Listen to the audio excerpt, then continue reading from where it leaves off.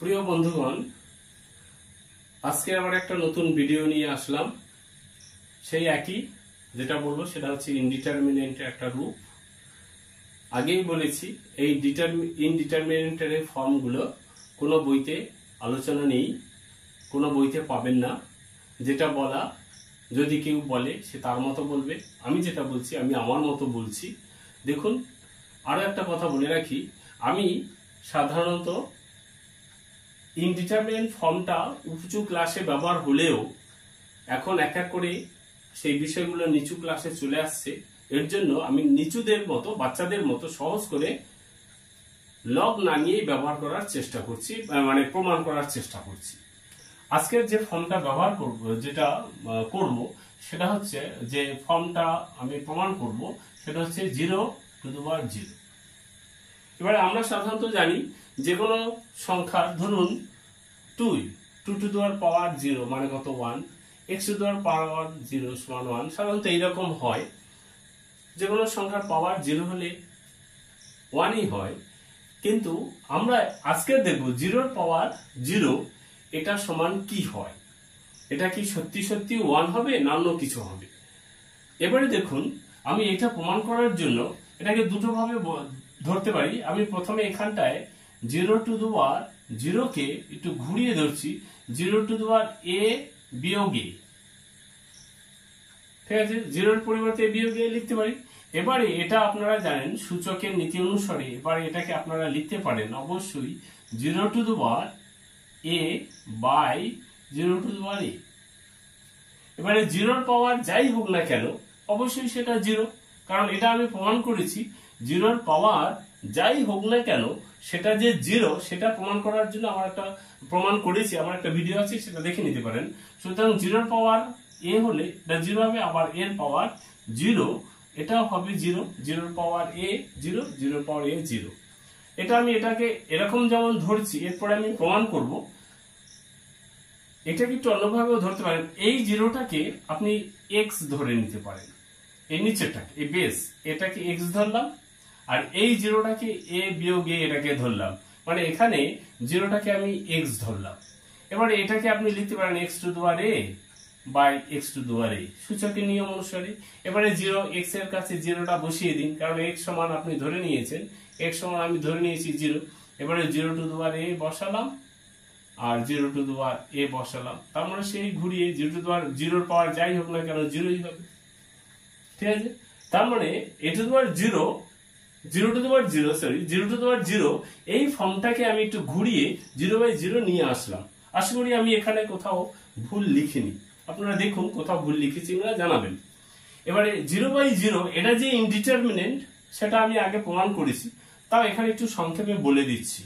ঠিক আছে, দেখুন আমি এখানে বলছি কি 0/0 মানে আমি মূলত এটাকে আমি ধরে নিচ্ছি, ধরি, কারণ যেহেতু এখান থেকে এই রূপটা আমি পেয়েছি, মানে এটা বা এটাই একই রূপটা পেয়েছি, তাই 0/0 এটাকে আমি সেই ভাগ পদ্ধতিতে প্রথম ভিডিওটা ইনডিটারমিনেন্টের যখন যে ভিডিওটা প্রথম করেছি সেটা আমি দুটো ভাবে ব্যাখ্যা করেছি, মানে একটা ভাগ দিয়ে একটা কে ধরে, আবার আরেকটা পদ্ধতিতেও করেছি টেন্স টু দিয়ে। তাই এক্ষেত্রে আমি মানে একদম সংক্ষেপে একটু বলে দিচ্ছি। তাই 0 এটাকে আমি শর্টকাট করে কে ধরে নিচ্ছি। কে মানে এনি রিয়াল নাম্বার, এটা আপনি জানেন, কে হচ্ছে any Real number. Any Real number সেটা প্লাস হতে পারে, মাইনাস হতে পারে, ফ্রাকশন হতে পারে, মানে ভগ্নাংশ হতে পারে, এগুলো যা কিছু হতে পারে। এই রিয়াল মানে কে 0 মানে কে এর যে কোনো মানের জন্যই এটা প্রযোজ্য হবে, আমি এটা ধরে নিচ্ছি। এটা হচ্ছে এনি রিয়াল নাম্বার, এটাকে আমি একটা নাম্বার দিলাম 1। এবার এটাকে কোনাকুনি গুণ করে আমি লিখতে পারি 0 সমান 0 ইন্টু কে। আশা করি আপনারা বুঝতেই পেরেছেন কি আমি করতে যাচ্ছি। এটা 2 নম্বর, আগের ভিডিওগুলো দেখলে আর কোনো কথাই নেই। এবারে এটা হলো, এবার এইটাকে দেখুন, এটাকে আমি লিখছি সেই আগের ভাবে 2 নম্বর থেকে আমি লিখছি। কি লিখছি 2 নম্বর থেকে, যে যদি কে এর মানটা 0 ধরি, কে সমান 0 ধরলাম, 0 ধরলে কি পাচ্ছি, যে বাম দিকে হচ্ছে 0, ডান দিকে হচ্ছে 0 ইন্টু কে, কে মানে ধরেছি 0, তো 0 ইন্টু 0 মানে অবশ্যই 0ই হবে, তার মানে এটা হচ্ছে সত্য, মানে ট্রু। এবারে কে এর মান যদি 1 ধরি, কি দাঁড়াচ্ছে, 0 সমান 0 ইন্টু কে এর মান কত ধরেছি 1, তাই 1টা বসিয়ে দিলাম। তাই 0 কে 1 দ্বারা গুণ করলে সেই শূন্যই হবে। তার মানে এটা হচ্ছে সত্য, কারণ বাম দিকে ডান দিক মিলে যাচ্ছে। এবারে কে এর মান আপনি 2 ধরুন, ধরলাম, তাই 0 বাম দিকে 0 আছে, ডান দিকে 0 ইন্টু কে এর মান আমি ধরেছি 2, সুতরাং এটা হচ্ছে 0, তার মানে এটাও সত্য। এরকম যাই নেন না কেন কে এর মান সব রিয়েল নাম্বারের জন্য, ভগ্নাংশ মাইনাস প্লাস যাই নেন না কেন সবার জন্য এটা সত্য। তার মানে হচ্ছে এটা হচ্ছে সত্য, সুতরাং এটা আমি লিখতে পারি সংক্ষেপে এন্ড সো অন, এরকম চলছে এবং চলবে, সব জন্যই সত্য। তার মানে এখানে সেই ঘুরিয়ে ফিরে একই কথা যে কে এর সকল মানের জন্যই এটা সত্য। কে এর কোন মানটা নেব ঠিক করতে পারছি না, অর্থাৎ এখানে কে এর কোনো সঠিক করে পার্টিকুলার একটা মানকে খুঁজে পাচ্ছি না, অর্থাৎ এখানে ইউনিকনেস এর অভাব। কেটা হচ্ছে কি হচ্ছে ল্যাক অফ ইউনিকনেস। এই অঙ্কটায় একই কথা হচ্ছে এখানে lack of uniqueness, lack of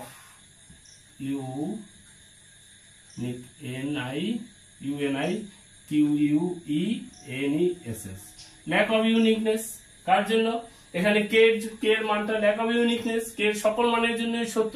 তার মানে কেটা আমরা আগেই বলেছি যখন এরকম কোনো মান মানে কে এর কোনো মানের জন্য এটা যদি হচ্ছে আপনার কোনো পার্টিকুলার মানটা না পাই, যদি একাধিক মান পাই এবং প্রত্যেকটার জন্য সত্য দাঁড়ায়, সত্য প্রমাণ করে, সত্য দাবি করে, অর্থাৎ অতি সন্ন্যাসীতে গাজন নষ্ট ব্যাপারটা যদি চলে আসে, তখন সেটাকে আমরা কি বলেছি ইনডিটারমিনেন্ট। তার মানে এখানে কেটা কি হচ্ছে, অর্থাৎ কে হচ্ছে ইনডিটারমিনেন্ট, কে ইজ ইনডিটারমিনেট, এটা হচ্ছে ইনডিটারমিনেন্ট।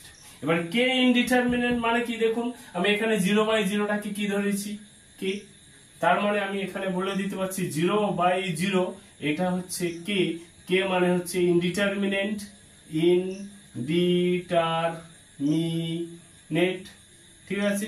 এবারে দেখুন 0/0টা হচ্ছে মানে কে টা ইনডিটারমিনেন্ট, মানে 0/0টা ইনডিটারমিনেন্ট, 0/0 সমান হচ্ছে ইনডিটারমিনেট। এবারে আবার একটা দেখুন 0/0 রূপটা কোথা দিয়ে এক্ষেত্রে আমি পেয়েছি, এক্ষেত্রে 0/0 মানে এখান থেকে পেয়েছি, এইটা এসছে এখান থেকে, এটা এসছে এখান থেকে, এখান থেকে পেয়েছি, মানে এটা পেয়েছি আবার এখান থেকে, তার মানে এইটা অরিজিনালি এইটা, তার মানে অতএব 0/0 এটা হচ্ছে কি ইনডিটারমিনেট, তার মানে ইনডিটারমিনেট। তার মানে অতএব 0/0, অতএব 0/0 এটা সমান হচ্ছে ইনডিটারমিনেট।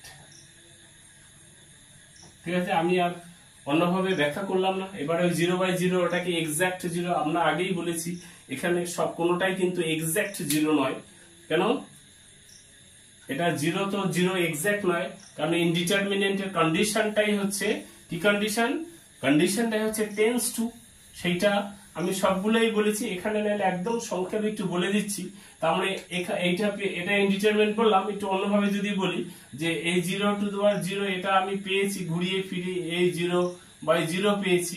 এবারে এখানে এইটা দেখুন 0টাকে যদি আমি এক্সাক্ট 0 ধরি, নিচেরটাকে যদি টেন্স টু 0 ধরি, মানে 0টা এক্সাক্ট 0, শূন্য তো শূন্যই, আর নিচের টেন্স টু 0 মানে একটা নির্দিষ্ট মান আছে, তাই শূন্যকে যে কোনো সংখ্যা দিয়ে ভাগ করি না কেন সেটা কত পাবো, 0ই পাবো, যে কোনো সংখ্যা দিয়ে, এটা ফার্স্ট।